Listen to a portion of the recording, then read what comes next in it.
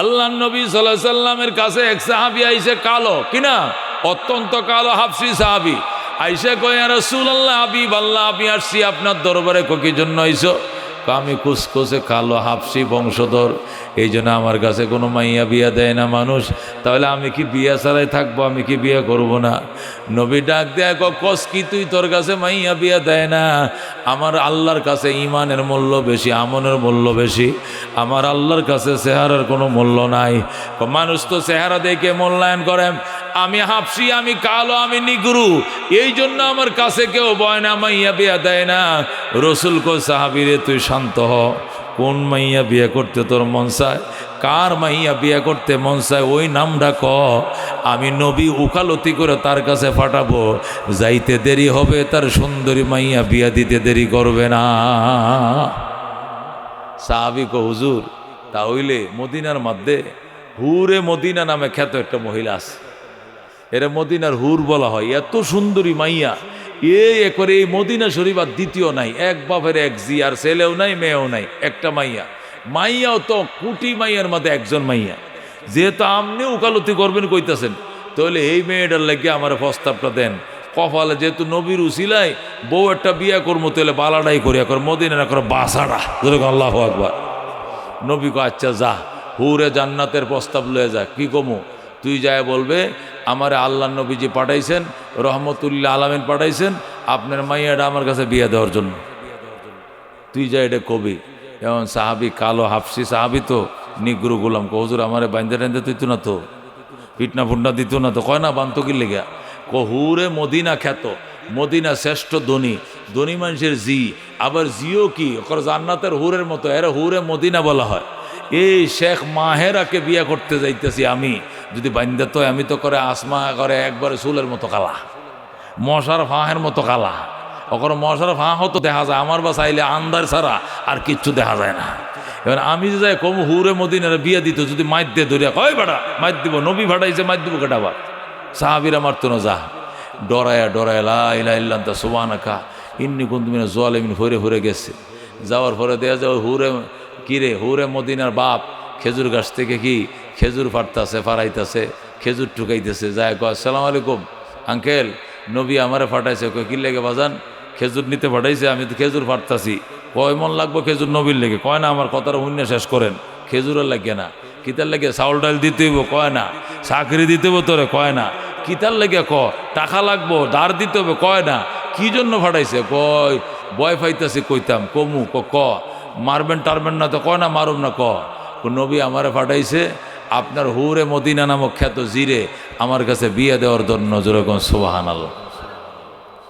সাহাবায়ে কেরামের ঈমান দেখো মুসলমান, যেই মাত্র বলছে আপনার জিকে আমার কাছে বিয়ে দেওয়ার জন্য, সাথে সাথে সাহাবী কয়, ঠিক আছে বাবা তুমি যাও, আমি আমার ওয়াইফের সাথে পরামর্শ করে চিরে নবীর কাছে আমি সংবাদটা পৌঁছাবো। যেটা তো আর আমার একা নয়, আমার ওয়াইফও আছে, তেও তো এটার পার্টনারশিপ। স্বামী স্ত্রী দুইজনে পরামর্শ করে তোমার ব্যাপারে আমরা সিদ্ধান্ত নেব। এই কত বলার পর সাহাবী চলে গেল। ওই যে কালো সাহাবীটা বাড়ি মদিনায় চলে গেছে, নবীর কাছে যায় বলতেছে, নবী গো, উনি বলছে আমারে পরবর্তীতে জানাইবো, আপনার কাছে জানাইবো, আমি চলে আইছি। মাইটটা দিছে না? কয় না দেয় নাই। বান্ধা তো হয়েছিল? কোনো কিচ্ছু বান্ধা তো হয় নাই, উনি পরে জানাইবো বলছে। এই দিক দিয়ে মেয়েটা ওই পর্দার আড়াল দিয়ে দেখছে তার বাপের সাথে কে যেন কথা কয়। কথা বলার আগে চেহারাটা উজ্জ্বল ছিল, কথা শোনার পরে চেহারাটা মলিন হয়ে গেছে। মেয়ে মানুষ তো বাপের পাগল। কার পাগল? বাপের পাগল। মেয়েটা বলতেছে, আব্বু আমাদের বাগানে একটা লোক আসছিল কালো করে, তাই না? এই লোকটা আসার আগে তোমার চেহারাটা উজ্জ্বল ছিল, কিন্তু এই লোকটা কি কথা কইলো তোমার, এরপরে তোমার চেহারাটা যে মলিন হয়ে গেল, কারণটা কি? না মা এমনি। এমনি না, কোনো কারণ আছে কও। কয়টা পরে কমো, এখন বলা যাবে না। স্ত্রী কয়, বলো কি হয়েছে বলো। স্ত্রীর কাছে কয়, শুনছ নবীজি একটা কালো কুসরি হাফসি গোলাম ফাটাইছে আমার জিরে বিয়ে দেওয়ার জন্য।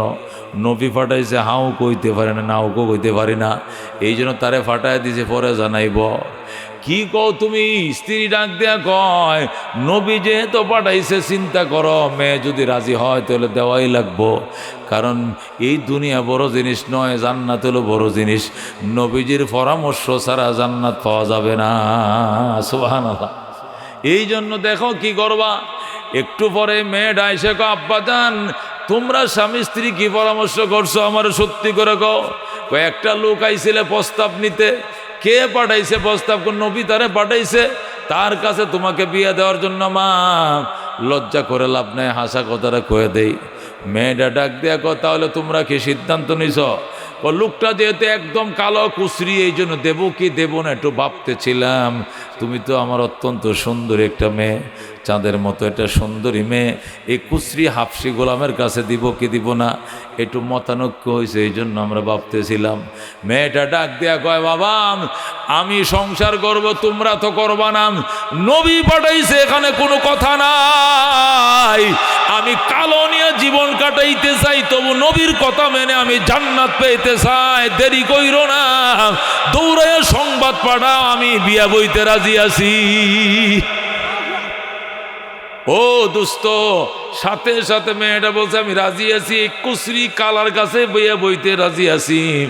আল্লাহ নবী সাল্লাল্লাহু আলাইহি সাল্লামের কাছে একটু পরে সংবাদ গেছে, মেয়ের বাপ যায়, হুজুর গতকালকে সন্ধ্যাবেলা একটা লোক পাঠাইছিলেন আমার মেয়ে বিয়ার জন্য, একটু জানাইতে দেরি হয়েছে, বেয়াদবি মাফ করে দেন নবী গো। আমি কোনো দ্বিমত করি নাই, আমার ওয়াইফের সাথে একটু পরামর্শের জন্য সময় নিয়েছিলাম। এখন কি হয়েছে, আমরা একমত হয়েছি, আমার মেয়েটাও সবার আগে একমত হয়েছে। আপনি যেহেতু পাঠাইছেন, নবীর কথা অমান্য করা যাবে না, জীবনে যত কষ্টই হোক নবীর কথায় অগ্রাধিকার থাকবে, আমি বিয়ে বসতে রাজি আছি। আল্লাহু আকবার। তাই নাকি? কয় হ্যাঁ।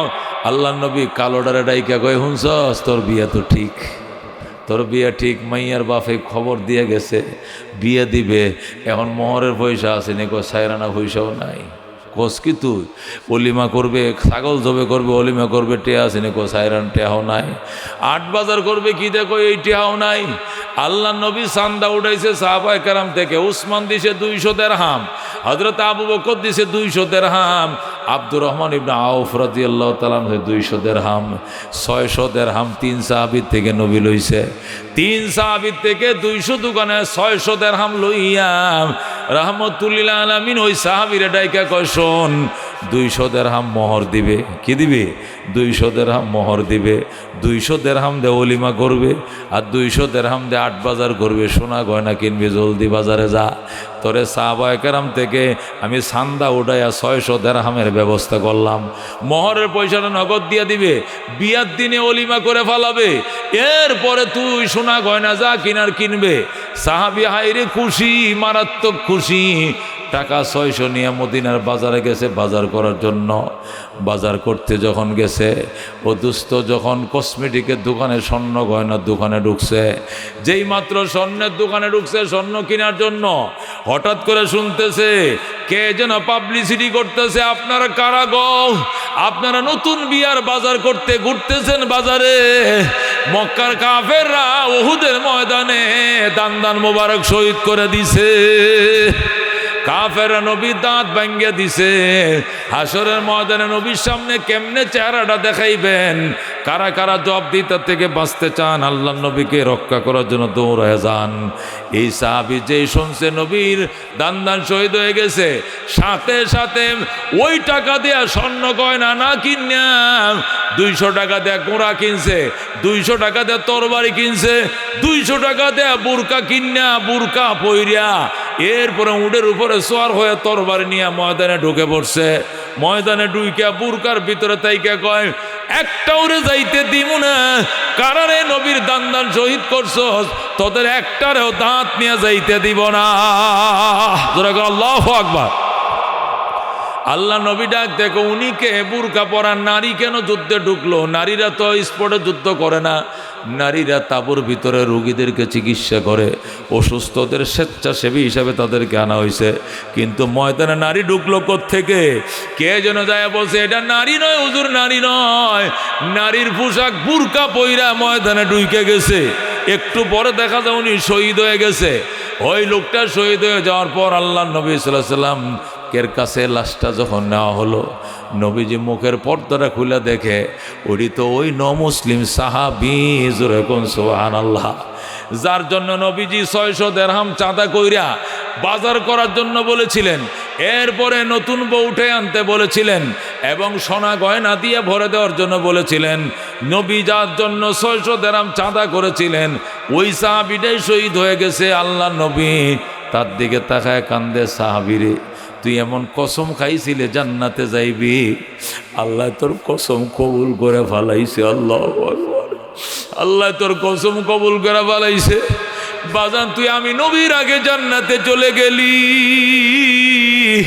নবীর আগে তুই জান্নাতে গেলি, জোরে কর আল্লাহু আকবার। ও দোস্ত, এক একটা সাহাবায়ে কেরাম ইমানের অবস্থা শুনলে মাথা ঠিক থাকবে না, কথা ঠিক কিনা, জাগায় বেড়ে একটা কদম সামনে দিতে পারবা না, কথা ঠিক কিনা। হাইরে কত সুন্দর করে ফাঁকশাক পর্যন্ত করছিল গণভবনে বইসা, এ রান্না করা বাটটিও খায়া যাইতে পারল না। এই খেলা কার? আল্লাহ বলেন ওয়াতিলকাল আইয়াম নুদাবিলুহা বাইনান নাস, এই দিন ঘোরায়া ফিরায়া মানুষের মধ্যে আমি আল্লাহ নিজে আনছি, আর কেউ নয়। এই দিন ঘোরায় কে আনছে? আমরা বলি এক মাঘে শীত যায় না, আরো শীত আইব। এই দিন দিন নয়, আরো দিন আইব। এটা আমরা বলি না, এটা আমার আল্লাহর কথা, কথা কোন ঠিক কিনা। আল্লাহ ডাক দেখো কুলিল্লাহুম্মা মালিকাল মুলক, হে রাসূল আপনি বলে দেন আল্লাহ আপনি ক্ষমতার মালিক, ক্ষমতার মালিককে। তুতিল মুলকা মান তাশা, যাকে চান ক্ষমতা আপনি দেন। ও তানজিউল মুলকা মিম্মান তাশা, যার থেকে চান ক্ষমতা চিনে নেন।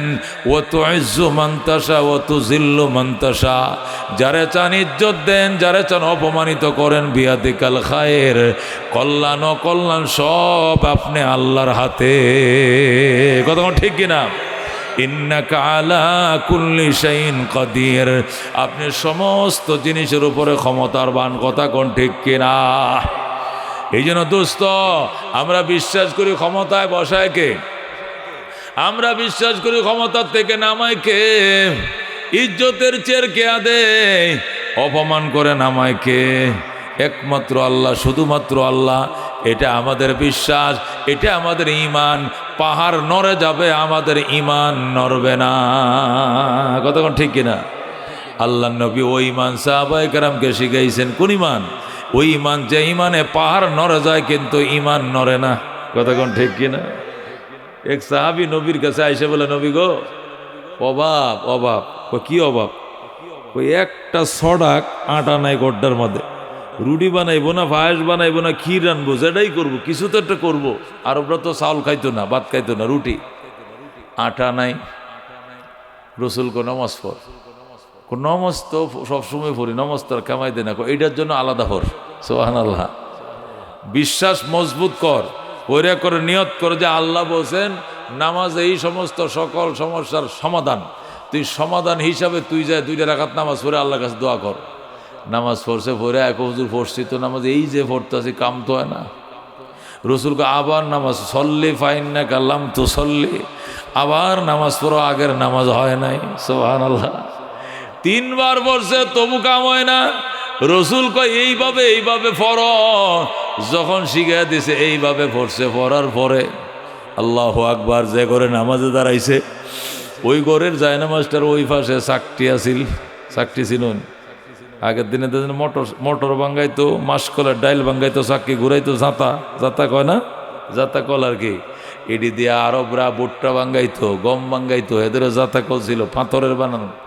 এটা পাশে ছিল, এটা অটোমেটিক গুড়া শুরু হয়েছে, আর অটোমেটিক গম ঢুকতেছে, অটোমেটিক আটা বের হইতেছে। সালাম ফিরায় দেখে এই দশা। যখন সালাম দিয়ে ফিরায় দেখে ওটু ঘুরতেছে, কে দেয় গম, কে দেয় আটা, খবর নাই। আল্লাহু আকবার। আল্লাহর বান্দা শুধু আটা দিয়া কলসি ভরছে, আটা দিয়া ডেক পড়ছে, পাতিলা ভরছে, মটকা ভরছে, ডুলা ভরছে, ডালা ভরছে, ফাইলা ভরছে, সব বইরে এখন আটা রাখার জায়গা নাই। এখন কইটা আটা এটা গম ডিকাটায় দেখ কোন দিয়ে একটু দেখি। এ দেখতে গিয়ে চাকরিটার পিছন দিয়ে তুলা দিছে, কোন দিয়ে গম ডি ঢুকায়, কেটায় গম ধাক্কা একটু দেখবাম, সাথে সাথে চাকরি বন্ধ হয়ে গেছে। এই যে চাক্কা বন্ধ হইলো, এখন আর কতজন নামাজ পড়তে দোয়া করতে, আর চাক্কা খোলে না। আল্লাহর হাবিবের কাছে গেছে কারগোজারি শোনানোর জন্য। নবী ডাক দেখো হাত দিয়েছিল, দেখছিল হাত দিছো কি লেগে কুদরত দেখার জন্য। গমটি কোন দিয়ে ঢুকে আটাটি বাইর হয় কিভাবে? গম দেয় কেটা? আমি তো গম দেই না, তাহলে আটা বাইর হয় গম ছাড়া আটা দেয় কেটা? এটা দেখার জন্য একটু তুলা দিছিলাম, এরপরে বন্ধ হয়েছে। এই যে বন্ধ হয়েছে, আইজ হয়েছে, কাইল হয়েছে, আর ঘুরে না। যেরকম আল্লাহু আকবার। রসুল কয় কি সর্বনাশ করলি রে, তুই যদি এই কামটা না করতে, না দেখতি, তাহলে পাড়া প্রতিবেশী সব ডালা ডোলা যত আছে মাছা সব ভরে ফেলাইতো। তারপরে গোটা মদিনা সয়লাভ হয়ে যেত আটায়, আটার গুডাউন হয়ে যেত, মদিনা শরীফ বন্ধ হইতো না। সুবহানাল্লাহ। দেখছেন এদের ইমান? নবী যেমনে বলছে এমনি কইছে। এই জন্য আল্লাহ কয় আমিনু কামা আমানান নাস, ইমান এইভাবে আনো সাহাবায়ে কেরাম যেভাবে ইমান এনেছে। যেরকম আল্লাহু আকবার। এ দুস্থ সাহাবায়ে কেরাম যুদ্ধ করছে, আমরা দেখছি না সাহাবীরা দেখছে? নবী যে পেটে পাথর বাঁধছে আমরা দেখছি না সাহাবীরা দেখছে? নবী যে 3 দিনের উপাস ছিল, 7 দিনের উপাস ছিল, 1 মাস খায় না, এটা আমরা দেখছি না সাহাবীরা দেখছে? নবী যে পেটে পাথর বাঁধছিল, যে কে দেখছে? সাহাবায়ে কেরাম দেখছে। কথা কোন ঠিক কিনা? এই জন্য সাহাবায়ে কেরামের ইমান বড় দামি ইমান। আল্লাহ নবী কয় তামাম দুনিয়ার সমস্ত অলিয়া উলিয়াদেরকে যদি এক পাল্লা রাখো, আর সাহাবীরা যুদ্ধের ময়দানে যে ঘোড়াটা ব্যবহার করছে, এই ঘোড়ার পায়ের তলার 1 মুঠ বালু এক পাল্লা রাখো, সাহাবীদের ঘোড়ার পায়ের তলের বালুর ওজন বেশি হবে। 1 কোটি আব্দুল কাদের জিলানি এক পাল্লা রাখবা, আর এক সাহাবি যুদ্ধের জন্য যে গোড়া লয়ে গেছে, গোড়ার পায়ের তলা যে বালু লাগছে, এন থেকে 1 মুঠ বালি এক পাল্লা রাখবা, আর এ লক্ষ লক্ষ আব্দুল কাদের জিলানি বরফ হিসাবে এক পাল্লা রাখবা, সাহাবির গোড়ার পায়ের তলার বালির ওজন আল্লাহর কাছে বেশি হবে। যেরকম সুবহানাল্লাহ। এত দামি সাহাবায়ে কেরাম। আল্লাহ বলেন ফাইন আমানু বিমিসলি মা আমানতুম বিহি ফাকাদ ইহতাদাউ।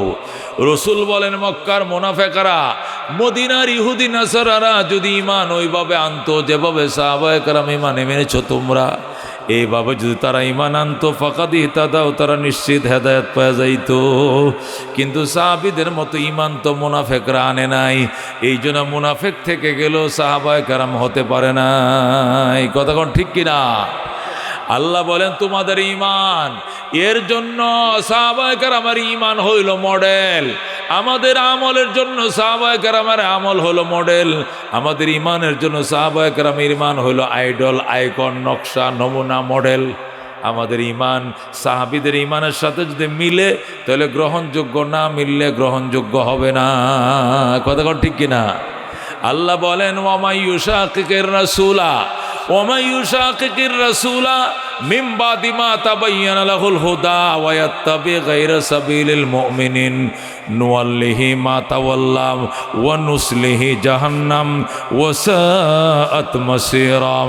আল্লাহ রাব্বুল আলামিন কোরআনের মধ্যে ইরশাদ করেন, যে ব্যক্তি রাসূলের বিরুদ্ধাচরণ করবে, হেদায়েত প্রাপ্ত হওয়ার পরেও হেদায়েতের দিশা নবীর থেকে পাইছে, এরপরও নবীর বিরোধিতা যারা করে এবং সাহাবায়ে কেরামের রাস্তা ভুলে গিয়া অন্য রাস্তায় যারা চলে, এরা চলতে চাইলে চলতে দিব, ওই দিকে যাইতে চাইলে যাইতে দিব, যেদিক মন চায় তুমি যাইতে পারবা, আট্টঠি যাইবা যাইতে পারবা, সম্যগঞ্জে যাইবা যাইতে পারবা, ওই খাজার ডেক পাকাইতে যাইবা যাইতে পারবা, কবরে সজদা করতে যাইতে মন চায় যাইতে পারবা।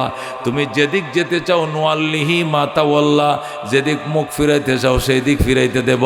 তবে ওয়া নুসলিহি জাহান্নাম, অবশেষ তোমাকে জাহান্নামের আগুন আমি ফুরাইয়া মারব। যেরকম নাউজুবিল্লাহ। সাহাবায়ে কেরামের পথের বিরোধিতা করলে আল্লাহ করতে পারো, যাইতে দিব, করতে দেব, কিন্তু অবশেষ তোমাকে জাহান্নামের আগুনে জ্বালাবো। ওই সময় তোমার আর রক্ষা হবে না। এই জন্য দুস্থ সাহাবায়ে কেরামের ঈমান মারাত্মক, ওনাদের আমল মারাত্মক। আমার আমল আমার ঈমান সাহাবায়ে কেরামের ঈমান আমলের সাথে মিললে গ্রহণযোগ্য, নতুবা গ্রহণযোগ্য নয়। ঠিক কিনা? আল্লাহ কোরআন কারীমের মধ্যে ইরশাদ করেন, আস-সাবিকুন আস-সাবিকুন উলাইকাল মুকাররাবুন ফি জান্নাতিন নাঈম। আস-সাবিকুন আস-সাবিকুন, অগ্রবর্তীরা অগ্রবর্তী থাকবে। যারা ঈমান আনছে সবার আগে, জান্নাতে যাবে সবার আগে। কথা কোন ঠিক কিনা? সাহাবায়ে কেরাম ঈমান আনছে পরে না আগে? সাহাবায়ে কেরাম নবীর হাতে সবার অগ্রভাগে ঈমান আনছে, অগ্রভাবেও তারা জান্নাতে যাবে। কতক্ষণ ঠিক কিনা? আল্লাহ বলেন আস-সাবিকুন আস-সাবিকুন, অগ্রবর্তীরা অগ্রবর্তী থাকবে, কারণ তারা ঈমান আনছে সবার আগে, জান্নাতেও যাবে সবার আগে। আল্লাহ কয় আস-সাবিকুন আস-সাবিকুন উলাইকাল মুকাররাবুন, অগ্রবর্তীরা অগ্রবর্তী থাকবে, তারাই হবে নৈকট্যপ্রাপ্ত দল। ফি জান্নাতিন নাঈম, তারা হবে নিয়ামত সমৃদ্ধ জান্নাতের মালিক। সুবহানাল্লাহ। নিয়ামত সমৃদ্ধ জান্নাতের মালিক হবে তারা, তারা হবে সুখময় ঘর, জান্নাতের মালিক হবে তারা। আল্লাহ রাব্বুল আলামিন তাদেরকে কত বড় সম্মান দিয়েছেন। আল্লাহ রাব্বুল আলামিন অন্য আয়াতের মধ্যে বলেন, মুহাম্মাদুর রাসূলুল্লাহ, আমার বন্ধু মুহাম্মাদুর রাসূলুল্লাহ সাল্লাল্লাহু আলাইহি সাল্লাম, ওয়াল্লাযীনা মাহু, এবং তার সাথী সাহাবায়ে কেরাম যারা আছে, আশিদ্দাউ আলাল কুফার, এরা কাফেরদের বিরুদ্ধে প্রচণ্ড আপোষহীন, বিদ্রোহ। কাফেরদের সাথে তারা আপোষ করতে জানে না, তবে রুহামাউ বাইনাহুম, তারা নিজেদের ভিতরে তারা নিজেরা অত্যন্ত সহমর্মশীল। একজনের কলিজা ছিঁড়ে আরেকজনকে খাওয়ায়। কথা কোন ঠিক কিনা? সাহাবায়ে কেরাম কাফেরদের বিরুদ্ধে আপোষহীন, কাফেরদের সাথে জীবনে আপোষ করতে জানে না, কিন্তু নিজেদের বেলায় একজনের কলিজার একজন চিড়ে খাওয়ায়। একটা যুদ্ধের ময়দান থেকে 70 জন সাহাবায়ে কেরাম পানি পানি করে চিৎকার মারতেছিলেন, পানি নাই। কে যেন এক গ্লাস পানি নিয়ে আইসে, ধরেন পানি পান করেন। 70 জন সাহাবী পানির তৃষ্ণায় কাতর হয়ে কাঁদতেছে। একজন এক গ্লাস পানি আনছে, আইনে কো ধরেন, আপনি বেশি তৃষ্ণা লাগছে, আপনি খান। উনি কো আমার বাইরে দাও, উনি কো আমার ভাইরে দাও, উনি বলে আমার ভাইরে দাও। দিতে দিতে গ্লাস চলে গেছে 70 নম্বর সিরিয়ালে, গ্লাসও গেছে এই মাথার থেকে ওই মাথায়, শাহাদতের সিরিয়ালও গেছে ওই মাথার থেকে ওই মাথায়।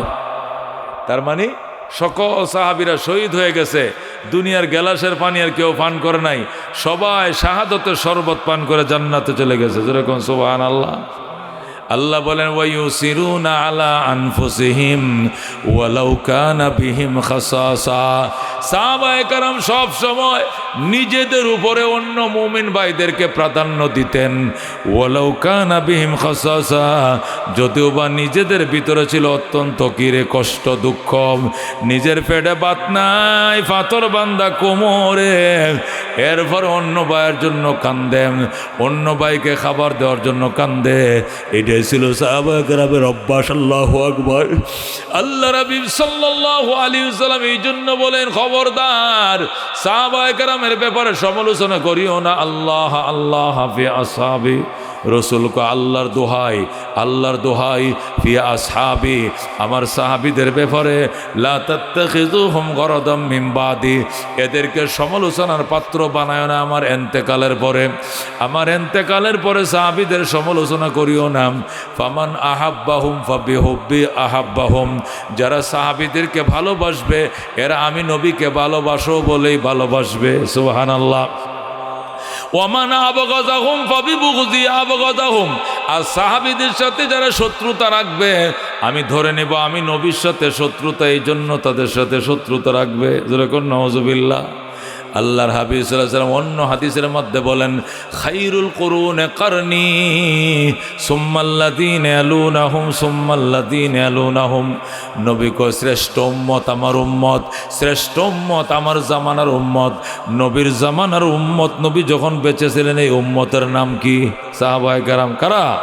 রসুল বলে আমার যুগের উম্মত যারা, এরা শ্রেষ্ঠ উম্মত, যারা আমার নবীর হাতে আমার হাতে কালমা পড়ে মুসলমান হয়েছে, এরা শ্রেষ্ঠ উম্মত, খায়রুল কুরুনি কারনি সুম্মাল্লাযীনা ইয়ালুনাহুম সুম্মাল্লাযীনা ইয়ালুনাহুম, শ্রেষ্ঠ যুগ আমার যুগ, শ্রেষ্ঠ উম্মত আমার যুগের উম্মত, এরপরে তাবিন, এরপরে তাবে তাবিন, সাহাবায়ে কেরাম হলো সর্বশ্রেষ্ঠ। জোরে কোন আল্লাহু আকবার। এই জন্য দোস্ত খবরদার, সাহাবায়ে কেরামের সমালোচনা করা যাবে না। সাহাবায়ে কেরামের যদি সমালোচনা করো তাহলে ইসলামটাই সমালোচনার পাত্র হয়ে যাবে। সাহাবায়ে কেরাম কোরআন শরীফ লিখে গেছে, কি লিখে গেছে? সাহাবায়ে কেরাম কোরআন শরীফ লিখছে। যদি সাহাবীদের দোষ ধরো তাহলে কোরআনে দোষ বের হয়ে যাবে, কতক্ষণ ঠিক কিনা? সাহাবায়ে কেরাম হাদিস লিখছে, যদি সাহাবীদের দোষ ধরো তাহলে হাদিসে দোষ বের হবে। সাহাবায়ে কেরামের সামনে কোরআন শরীফ নাজিল হয়েছে, যেভাবে শুনছে ওইভাবে তারা মুখস্থ করছে, লিখে দিছে। এখন যদি বউ সাহাবীরা গুনাহ করছে তাহলে তারা 70 মাপকাঠি নয়, তাহলে ওনাদের কথা কোরআন হাদিস বিশ্বাস করা যাইব না। জোরে কর নাউজুবিল্লাহ। এই জন্য দুস্থ সাহাবায়ে কেরামের ব্যাপারে অত্যন্ত সাবধান। আল্লাহ নবী বলছেন, ওয়াল্লাযী নাফসু মুহাম্মাদিন বিয়াদি, ওই আল্লাহর কসম যে আল্লাহর হাতে আমি মুহাম্মাদের জীবন, ওই আল্লাহর কসম খায়া বলতেছি, লাউ আনফাকা আহাদুকুম মিসলা উহুদিন যাহাবা, নবী বলেন তোমাদের কেউ যদি উহুদ পাহাড় বরাবর স্বর্ণ দান করে, কি দান করে? লাউ আনফাকা আহাদুকুম মিসলা উহুদিন যাহাবা, তোমাদের কেউ যদি উহুদ পাহাড় বরাবর সোনা খোদার রাস্তায় দান করে, মা আদরাকা মুদ্দা আহাদিহিম, সাহাবায়ে কেরাম এক মুঠ দান করলে যে সওয়াব পাইতো, আও নসিফাহু, অথবা অর্ধেক মুঠ দান করে যে সওয়াব পাবে, এর অর্ধেক সওয়াব তুমি পাইতে পারো না। সুবহানাল্লাহ। সাহাবায়ে কেরাম ঈমান কত দামি, ওনারা এক মুঠ স্বর্ণ দান করছে আর আপনি এক পাহাড় বরাবর স্বর্ণ দান করছেন।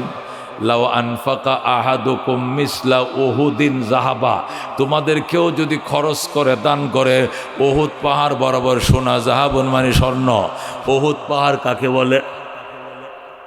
মুফাসসিরিনে কেরাম, মুহাদ্দিসিনে কেরাম লেখেন, আরবের মধ্যে 8,500 পাহাড় আছে। কয় হাজার?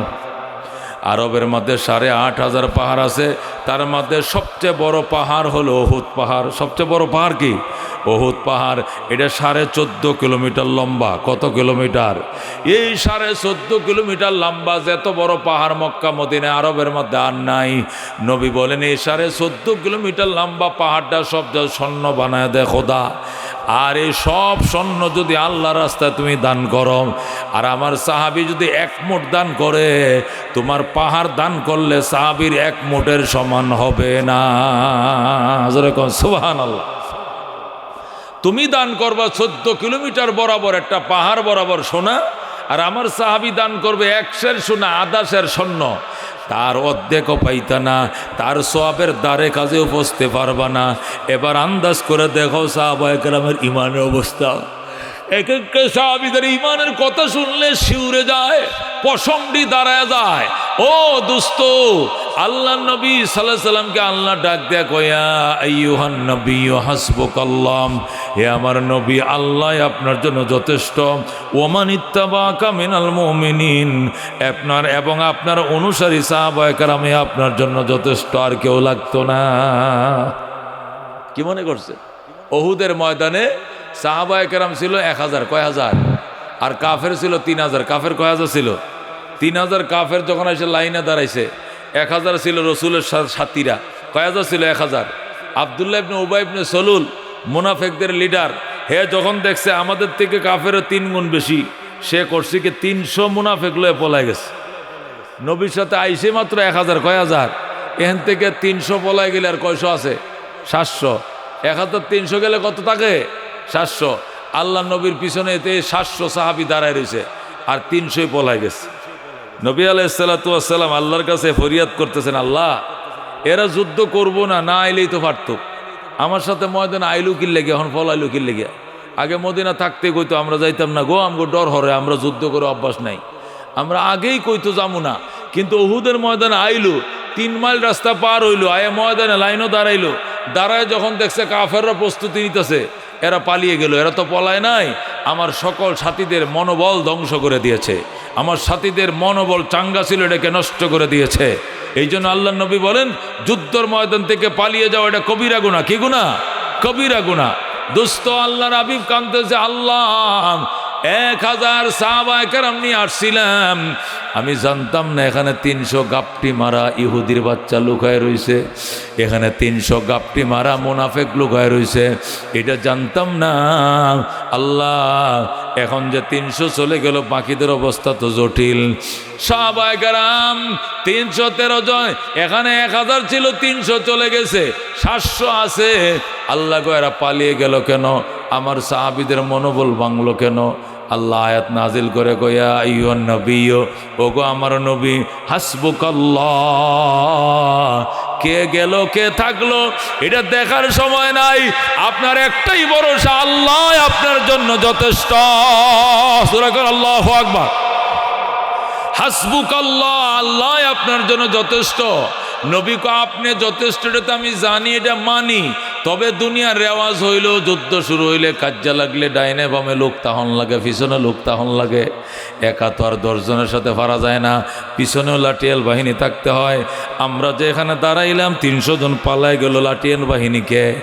আল্লাহ ডাক দেখো, আমানিত্তাবা কামিলাল মুমিনিন, ও বন্ধু, আমি আল্লাহ যথেষ্ট, আর কেউ লাগতো না। তারপরেও তো 700 আছে যারা পলায় নাই, হাঁটুটা গাড়াইয়া দাঁড়াইছে, এরা আপনার অনুসারী পিছনে আছে, ভয়ের কারণ নাই। আল্লাহু আকবার।